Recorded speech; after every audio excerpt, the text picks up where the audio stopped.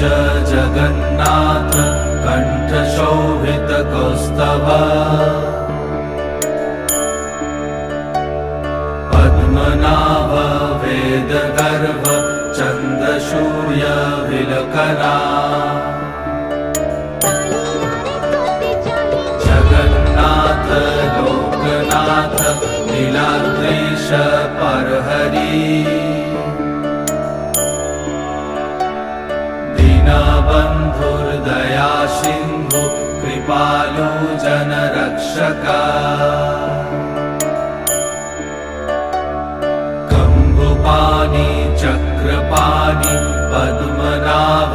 Narottam